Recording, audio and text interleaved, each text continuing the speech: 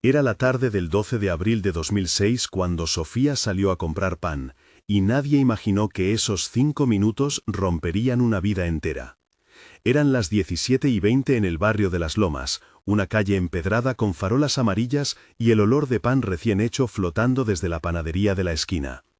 Su madre, María del Carmen, la vio cruzar el portal, le alisó el delantal con una mano temblorosa y dijo baja y clara: «Vuelve pronto, hija», mientras el timbre oxidado sonaba detrás. Era una rutina diaria que Sofía repetía desde adolescente camino al mercado, una caminata que conocía cada piedra y cada saludo. La bolsa de tela rozó su cadera, y el viento trajo el aroma de la tierra mojada tras una lluvia reciente. 15 minutos, media hora, la tienda cerró sin que nadie la hubiera visto entrar. El silencio en casa fue el primer golpe, y el prisa en la voz de María del Carmen fue la segunda.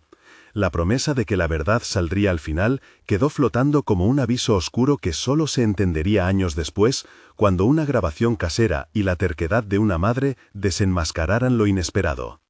Quédense hasta el final para saber cómo una pista minúscula cambió todo, y dónde estuvo Sofía durante 15 años.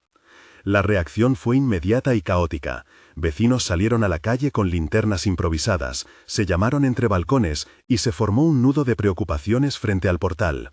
«¿La viste?», preguntó Rosa, la de arriba, a don Pedro, que barría la acera. «No la vi pasar a esa hora», respondió Pedro con las manos todavía con restos de barro y el olor del jabón barato en los dedos. «La última vez que la vi fue en el mercado», dijo Lucio, con la voz quebrada y el recuerdo del carrito que empujó Sofía aquel día. Entre voces, Elena examinó la cámara de seguridad de su tienda y dijo: «La cámara se apagó justo cuando pasaba por aquí». Samuel, un repartidor que conocía los horarios, añadió: «Si alguien la hubiera acompañado lo habría visto, la conozco hace años». Las primeras hipótesis cruzaron desde fuga voluntaria hasta accidente. El inspector Ruiz llegó a la media hora, con un cuaderno, gafas que escondían cansancio y la palabra investigación en la frente. Ordenó un relevamiento inmediato, fichó testigos y pidió un listado de llamadas. El barrio se convirtió en una lupa, perros olfateando esquinas, voluntarios pegando carteles con la foto de Sofía y la fecha, y la madre repitiendo incansable: «Nunca paró de buscar», mientras apretaba un trozo de tela que olía a su hija. Las sensaciones eran intensas: el roce áspero del papel de los carteles, el frío metálico del alfiler que los sujetaba, la luz naranja que hacía las fotos parecer más viejas, el sonido de llaves que se aferraba a la memoria, el sabor salado de las lágrimas cuando llegaban. Con el tiempo, la búsqueda se institucionalizó, pero también se enraizó en la casa. La biografía de Sofía se volvió evidencia. Nacida en 1989 en una clínica municipal, hija única, estudiosa y silenciosa, trabajó desde los 16 años como dependienta en la panadería de Anita. Su relación con María del Carmen era estrecha, íntima y rutinaria. Cenaban juntas, comentaban noticias y compartían una vieja radio que chisporroteaba en las noches. Para entender la ausencia había que revisar ese pasado y reconstruir costumbres. La familia era humilde pero unida. El padre, Antonio, había muerto años antes y dejó en María del Carmen una mezcla de resiliencia y temor que se volvió motor de búsqueda. Sofía estudiaba por las noches administración en un centro comunitario y soñaba con viajar, aunque nunca lo dijo en voz alta. En el barrio la conocían por su risa tímida y por llevar pañuelos bordados que le regaló su abuela. Esos detalles que parecen triviales resultaron esenciales para postular hipótesis. No era alguien propensa a desaparecer sin avisar. La historia de su infancia mostró una niña que ayudaba en casa,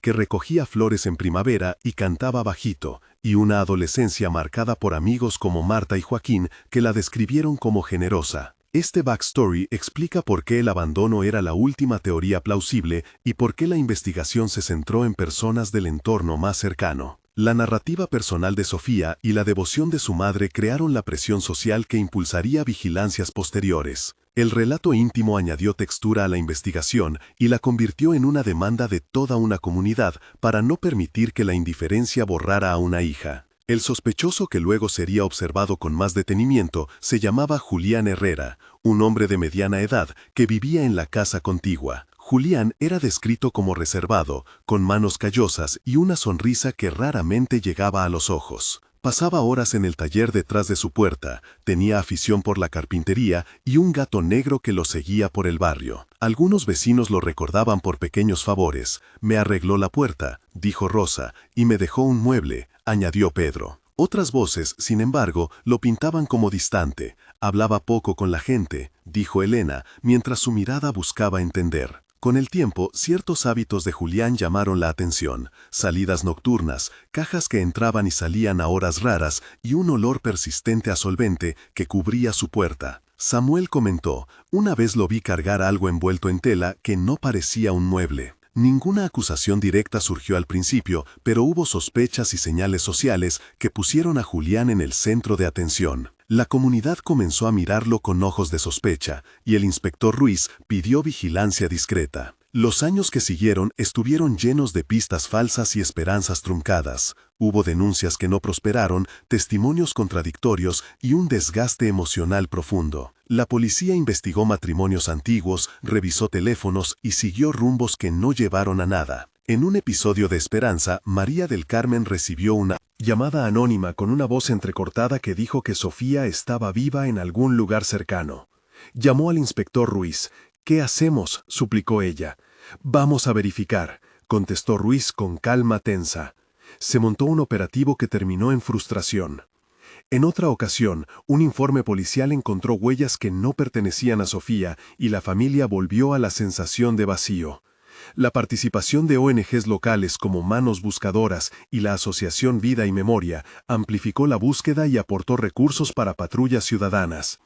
Entre los años hubo reportajes periodísticos que trajeron atención y críticas a los tiempos de la investigación.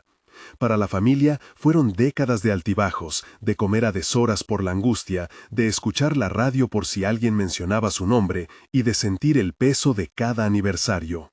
La historia de la comunidad y de las instituciones mostró fallos como retrasos en peritajes y falta de coordinación entre cuerpos policiales, pero también trazos de coraje ciudadano. La comunidad que conocía a María del Carmen se organizó.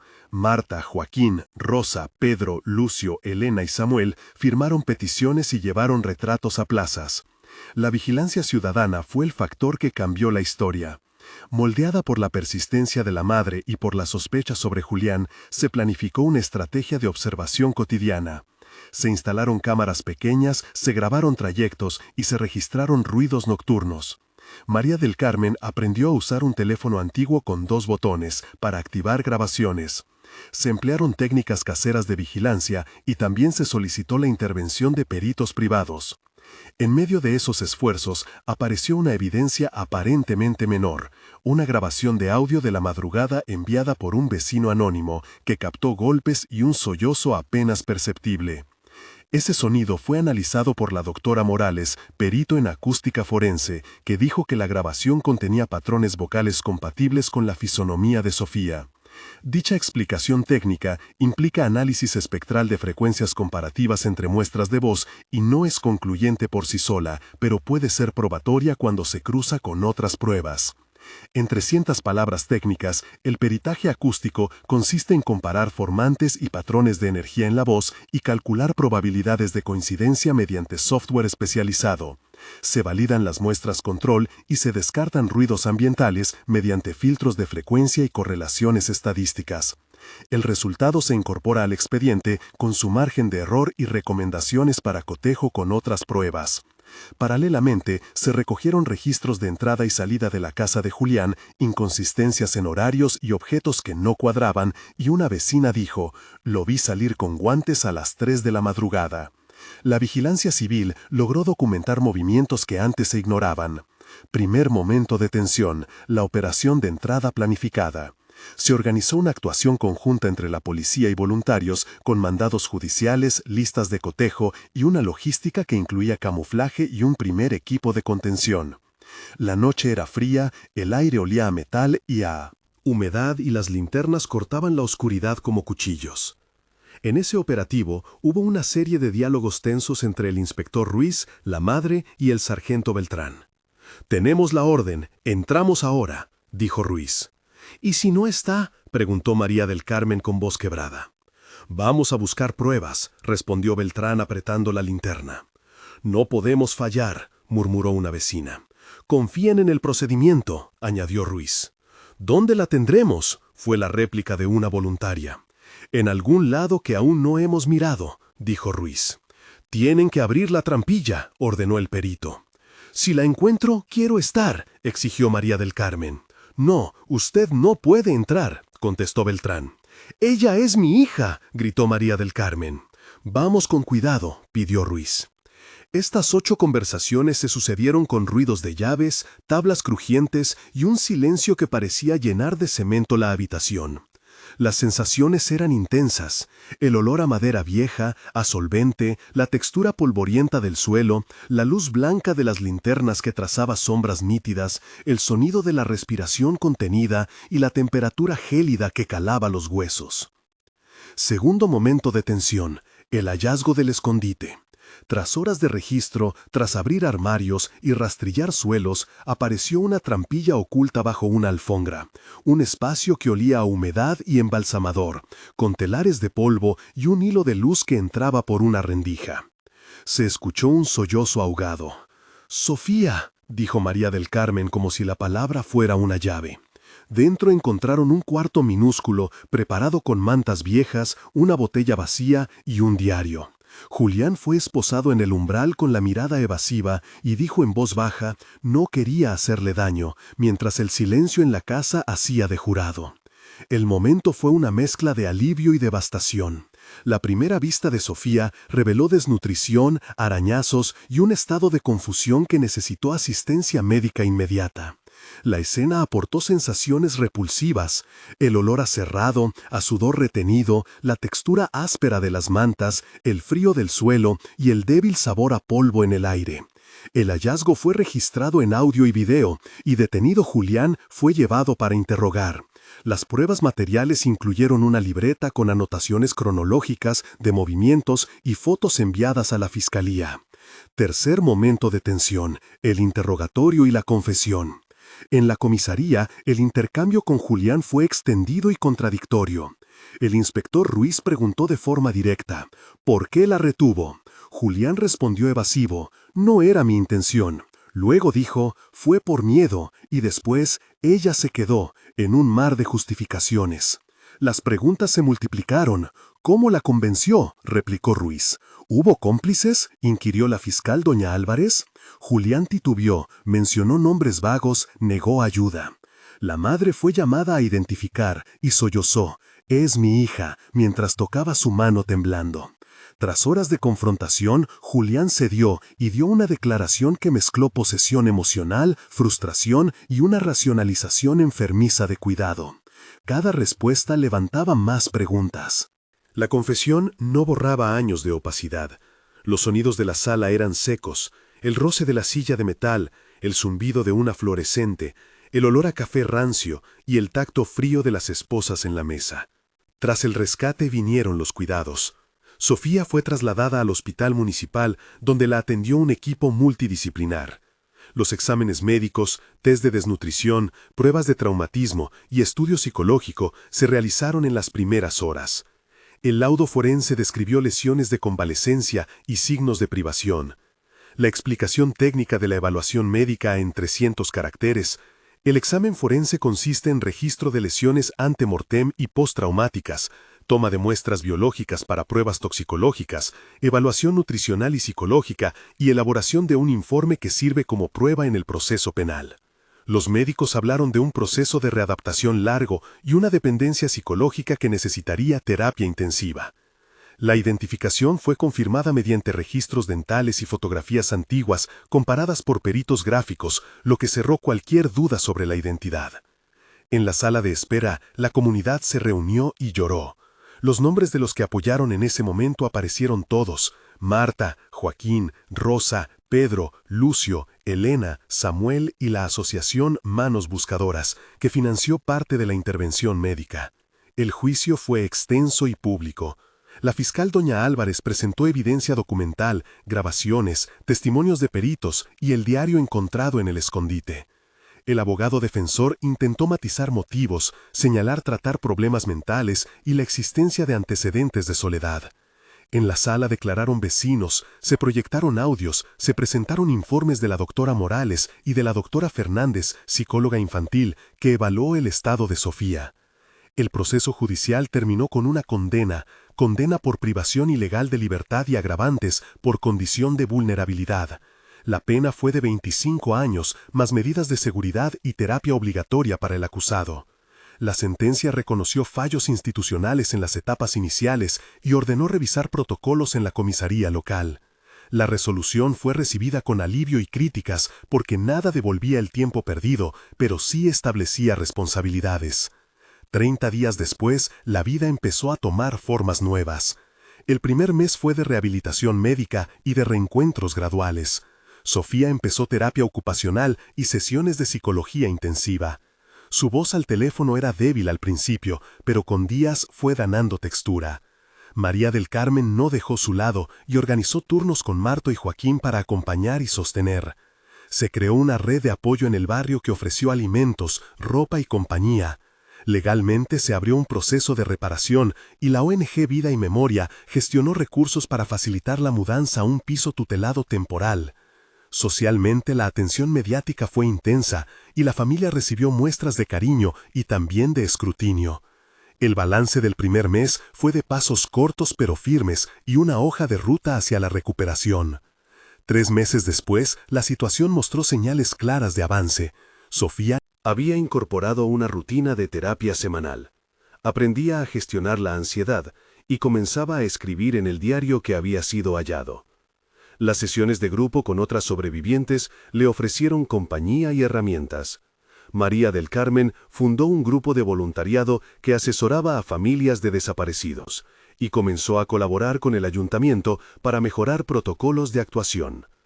El proceso judicial continuaba con apelaciones y peritajes complementarios.